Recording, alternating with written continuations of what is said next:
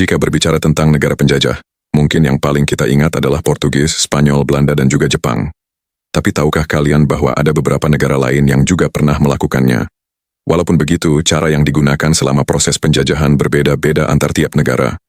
Sebelum membahas tentang daftar negara penjajah, ada baiknya kita mengetahui dulu tentang gaya atau bentuk penjajahan.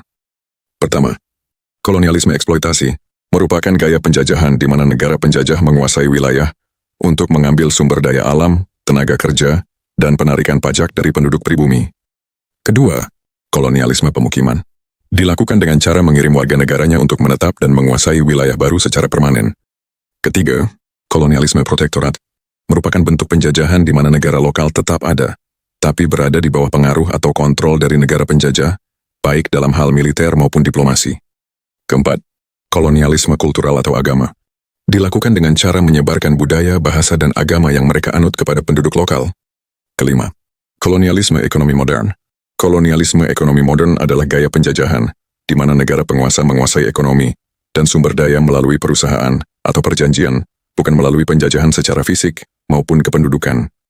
Keenam, kolonialisme gaya imperial daratan merupakan gaya kolonialisme, di mana negara penjajah melakukan penaklukan ke wilayah-wilayah daratan yang berdekatan dengan mereka dan secara bertahap melakukan ekspansi ke wilayah di sekitarnya tanpa melakukan ekspansi melalui laut. Ketujuh, neokolonialisme merupakan kolonialisme baru di mana negara bekas penjajah tetap mengontrol mantan jajahannya secara ekonomi maupun politik pasca kemerdekaan. Gaya penjajahan pada dasarnya ditentukan berdasarkan alasan negara penjajah melakukan ekspansi. Di dalam buku sejarah yang biasa kita baca dulu, pasti tak asing dengan semboyan gold, glory, dan gospel, kan? Secara pengertian sebenarnya semboyan gold, glory, dan gospel merupakan rangkuman dari gaya penjajahan. Gold yang berarti kekayaan. Pada zaman dahulu, para penjajah rela mengarungi luasnya samudera demi mencari kekayaan berupa emas, perak, dan rempah-rempah. Kekayaan ini menjadi sumber daya utama bagi negara-negara tersebut untuk membiayai ekspansi dan pembangunan di wilayahnya. Glory yang berarti kejayaan. Para penjajah mencari kejayaan dan meningkatkan prestis negara mereka dengan cara melakukan perluasan wilayah kekuasaan dan menantang serta menaklukkan wilayah negara lain. Dan yang terakhir adalah gospel, yang dalam bahasa Indonesia berarti Injil. Merupakan misi suci yang diyakini oleh negara para penjajah untuk menyebarluaskan agama yang mereka anut, baik itu kepada penduduk di negara jajahan ataupun penduduk dari wilayah baru yang mereka temukan. Setelah mengetahui rincian di atas, saatnya kita masuk ke pembahasan utama, yaitu negara-negara yang pernah melakukan penjajahan beserta metode atau gaya yang mereka gunakan. Inggris. Secara global, Inggris melakukan penjajahan pada abad ke-17 sampai abad ke-20. Inggris merupakan negara dengan jumlah jajahan terbanyak. Lebih dari setengah dari seluruh dunia pernah dijajah Inggris, dan setidaknya ada lebih dari 60 negara jajahan yang telah merdeka. Puncak kejayaan Inggris berada pada abad ke-19 sampai abad ke-20. Gaya kolonialisme utama yang digunakan Inggris adalah eksploitasi, pemukiman, dan protektorat. Inggris melakukan eksploitasi di India, melakukan pemukiman di Australia, dan protektorat di wilayah Mesir.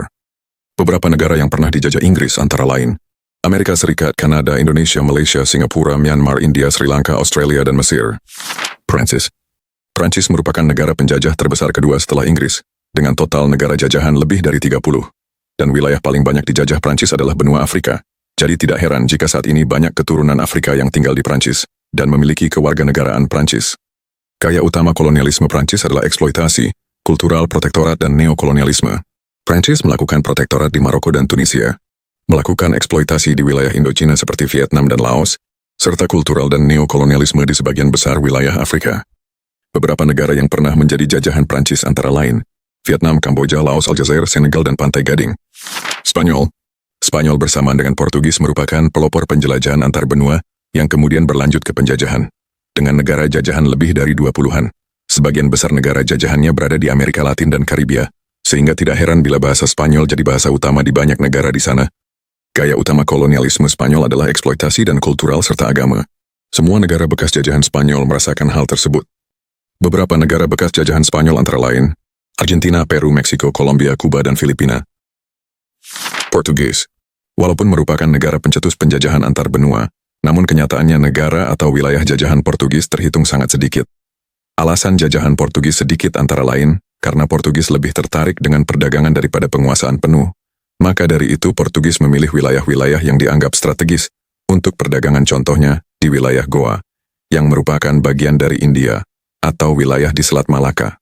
Alasan lainnya yaitu karena Portugis merupakan wilayah yang lebih kecil dibandingkan Inggris, Prancis atau Spanyol, sehingga armada yang dibawa serta pasokannya tidak terlalu besar. Dampaknya Portugis seringkali kalah perang melawan penduduk lokal dibanding negara lain. Dan alasan utamanya karena Portugis memiliki perjanjian dengan Spanyol di mana Portugis harus berbagi daerah kekuasaan dengan Spanyol. Karena hal itulah, Portugis tidak mungkin mencaplok banyak negara. Gaya kolonialisme Portugis adalah eksploitasi pemukiman dan agama. Portugis melakukan eksploitasi dan pemukiman di Brasil, sedangkan di Timor Leste melakukan eksploitasi dan misionaris. Negara bekas jajahan Portugis antara lain, Indonesia, Timor Leste, Brasil, dan Angola. Belanda. Belanda adalah negara penjajah paling kecil. Karena luas yang kecil, Belanda melakukan eksploitasi besar-besaran di daerah jajahannya, terutama dalam hal ekonomi baik itu melalui penarikan pajak dan perampasan aset, maupun menggunakan sistem tanam paksa produk-produk yang diinginkan Belanda. Belanda melakukannya melalui perusahaan dagang yang dikenal dengan nama VOC. Gaya kolonialisme Belanda sebenarnya hanya tipe eksploitasi seperti yang dilakukannya kepada Indonesia. Namun ada kasus unik di mana Belanda melakukan pemukiman di wilayah Suriname, tapi bukan warga Belanda yang dibawa melainkan rakyat Indonesia yang diangkut ke sana. Beberapa negara bekas jajahan Belanda antara lain, Indonesia dan Suriname. Italia. Italia terbilang sangat telat dalam melakukan penjajahan, karena negara tersebut melakukan penjajahan di akhir abad ke-19, tepatnya setelah kerajaan Italia bersatu di tahun 1861. Gaya kolonialisme Italia adalah melakukan pemukiman, walaupun seringkali mendapatkan perlawanan besar dari wilayah yang diinvasi sehingga menyebabkan kegagalan. Kemudian Italia melakukan ekspansi besar-besaran secara militer di bawah paham fasisme yang dibawa oleh Mussolini. Setelahnya baru melakukan eksploitasi. Bekas jajahan Italia antara lain, Eritrea, Ethiopia, Somalia, dan Libya. Jepang. Jepang adalah satu-satunya negara dari benua Asia yang melakukan penjajahan modern. Gaya kolonialisme Jepang adalah eksploitasi. Mereka mengeksploitasi wilayah jajahan dan penduduk secara paksa dan brutal. Dikarenakan sedang berperang, Jepang mengharuskan penduduk pribumi untuk kerja paksa demi meningkatkan ekonomi Jepang untuk biaya perang, serta memaksa wanita pribumi untuk menjadi wanita penghibur bagi tentara Jepang. Semua wilayah jajahan Jepang mengalami hal tersebut. Bekas jajahan Jepang antara lain, Indonesia, Korea Utara, Korea Selatan, Taiwan, dan sebagian Cina pesisir. Rusia. Dengan gaya kolonialisme imperial daratan, Rusia mencaplok wilayah di sekitarnya dan menjadikannya sebagai negara besar. Selain daripada itu, Rusia juga melakukan kolonialisme tipe kultural, dengan menanamkan secara paksa budaya dan bahasa miliknya, serta menghapus budaya lokal. Rusia mengendalikan secara ketat politik dan militer dari wilayah jajahannya. Rusia juga melakukan eksploitasi sumber daya, terutama di wilayah Alaska. Negara jajahan Rusia adalah semua bekas pecahan Uni Soviet, serta beberapa wilayah lain seperti Finlandia, sebagian Polandia, dan wilayah Amerika sebelah utara. Jerman. Gaya kolonialisme Jerman adalah eksploitasi yang dilakukan dengan penuh kekerasan. Bahkan Jerman pernah melakukan genosida. Sama seperti Jepang, Jerman juga mengeksploitasi sumber daya penduduk lokal untuk dijadikan dana perang. Beberapa bekas jajahan Jerman antara lain, Namibia, Kamerun, Togo, sebagian Tanzania, dan Kenya. Belgia. Belgia melakukan kolonialisme dengan sistem eksploitasi. Belgia melakukannya dengan penuh kekerasan, paksaan, dan penindasan kepada penduduk pribumi. Belgia memaksa penduduk lokal untuk kerja paksa, dan bila tidak memenuhi kuota, maka akan mendapatkan hukuman berupa kekerasan. Hal itu mereka lakukan untuk membuat penduduk lokal takut, sehingga meminimalisir upaya perlawanan. Bekas jajahan Belgia adalah Kongo, Rwanda, dan Burundi. Denmark. Denmark melakukan kolonialisme ekonomi modern, karena Denmark lebih mengutamakan perdagangan dan administrasi daripada eksploitasi besar-besaran. Hal itu membuat hubungan antara Denmark dan negara taklukannya cenderung baik. Bekas jajahan Denmark antara lain, Kepulauan Faroe, Islandia, beberapa wilayah di Amerika Utara, India, dan Ghana. Amerika Serikat. Amerika Serikat menggunakan gaya yang dikenal dengan imperialisme. Sejatinya gaya yang digunakan Amerika Serikat adalah ekonomi modern dan neokolonialisme. Amerika Serikat menggunakan kekuasaannya untuk mengontrol ekonomi dan politik dari negara jajahan dan bekas jajahannya. Beberapa negara yang pernah dijajah Amerika Serikat antara lain, Filipina, Puerto Rico, beberapa wilayah di Karibia dan Samudra Pasifik. Swedia. Walaupun hanya dalam skala yang kecil dan waktu yang relatif tidak lama, namun Swedia tercatat pernah melakukan penjajahan. Sama seperti penjajah lainnya, Swedia juga melakukan eksploitasi walaupun skalanya tidak besar-besaran maupun tidak sekasar seperti para bangsa Eropa lainnya. Bekas jajahan Swedia antara lain, Finlandia, beberapa wilayah di Amerika Utara dan Karibia. Pada dasarnya semua negara penjajah melakukan eksploitasi, namun yang membedakan adalah skala dan cara mereka melakukannya. Mungkin banyak yang bertanya kenapa Kekaisaran Ottoman tidak termasuk di dalam daftar negara penjajah. Bila membahas tentang wilayah besar di masa lalu, mungkin tak cuma Kekaisaran Ottoman saja, namun ada beberapa wilayah yang memiliki kekuasaan yang sangat luas, seperti Kerajaan Persia, Kekhalifahan Umayyah, Kekhalifahan Abbasiyah, dan juga Kekaisaran Romawi. Namun, apakah mereka disebut sebagai negara penjajah? Jawabannya adalah tidak. Ada dua alasan utama mengapa mereka tidak disebut negara penjajah. Pertama, mereka hanya mengejar kejayaan dengan melakukan ekspansi ke wilayah lain, atau bisa disebut mengejar glory. Sedangkan syarat agar bisa disebut penjajah seperti penjajah modern adalah harus mengejar gold atau kekayaan. Selain melakukan ekspansi ke wilayah lain, para penjajah juga mengambil sumber daya yang dimiliki wilayah itu, baik itu melalui paksaan maupun perjanjian. Sedangkan kekaisaran seperti Ottoman hanya melakukan ekspansi. Mereka hanya mencaplok wilayah lain tanpa mengambil sumber daya pribumi. Mereka memperlakukan wilayah dan penduduk dari wilayah yang dicaplok seperti wilayah dan penduduknya sendiri. Misalnya, bila warga sendiri ditarik pajak, maka warga caplokan juga ditarik. Begitupun bila warga sendiri diberi sumbangan, maka warga caplokan juga sama. Sedangkan yang dilakukan penjajah tidak demikian. Penduduk sendiri dan penduduk jajahan tidak memiliki level yang sama. Contohnya saja, penduduk Belanda di Indonesia diperlakukan dengan baik, sedangkan warga pribumi seringkali mengalami ketidakadilan. Belanda tidak hanya menduduki wilayah Indonesia, namun juga melakukan perampasan tanah milik pribumi. Belanda menyewakan dan memberikan tanah itu kepada orang Belanda dan warga asing lainnya seperti Arab serta Cina.